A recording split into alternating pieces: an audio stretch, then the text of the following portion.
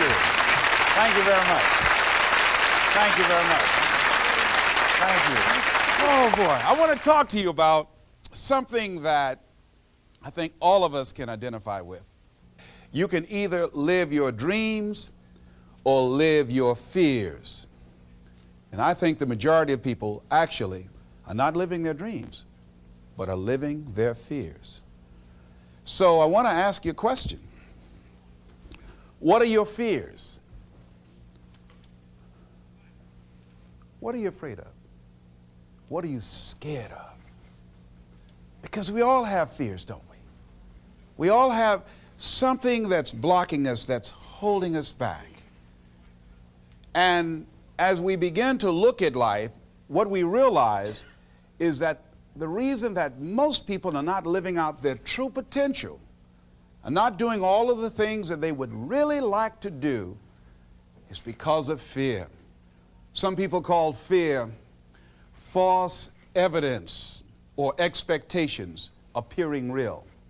I'm reminded of the story of a guy that was living in an area where he had some new neighbors, and these neighbors had a bulldog.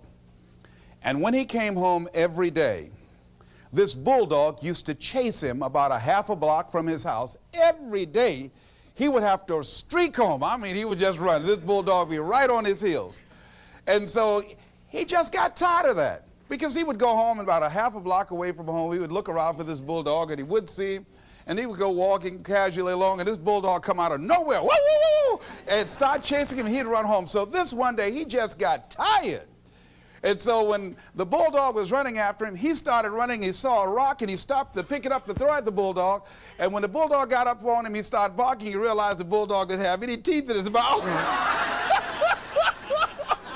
Then he started chasing the bulldog. If you don't get on away from it, because the most the bulldog could have done is gum, you know. And so, you know what? Most people go through life running scared. Running scared from things that have no teeth in them, because they're false expectations appearing real. That, see, we're brilliant enough to scare ourselves to death. You realize that? There are some people actually who get a kick out of scaring themselves to death. I remember the last frightening movie I saw. It was The Exorcist. I will never forget. I was so frightened when I came home. I'll never forget. I drove in the driveway, and I had already called my former wife and said, listen, turn the lights on. I was coming in the driveway, and I was getting out of the car, and all of a sudden I couldn't get out. I started blowing my horn. I said, Madeline, they got me, they got me. She came to the kitchen and said, take your seatbelt loose, fool. I said, oh, okay. I was frightened out of my wits. But there are a lot of people who they get off on that. They love it. I'm a person, my brother is a paratrooper. My twin brother, he's in the military, career man. I would love to jump out of an airplane to parachute. I'm scared, though. I mean, I really admire my brother for that. I would really love to be macho man like that.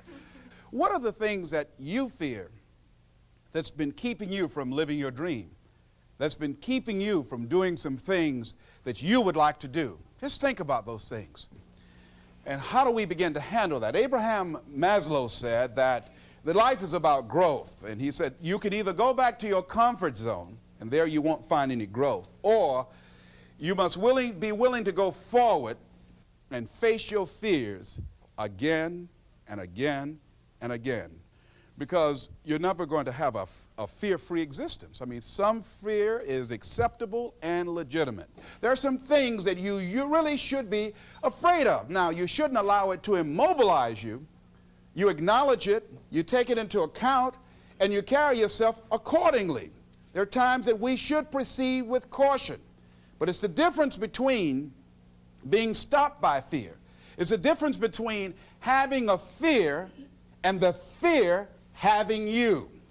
So what do? One, acknowledge it, and knowing that it's okay. Don't condemn yourself for being afraid. It's perfectly fine to have some fears. You acknowledge your fears, you embrace those fears, and then you move on. you act on whatever it is that you fear. Because once you embrace it, see, what you resist will persist. What you resist will persist. So one of the most important things is to begin to embrace your fear.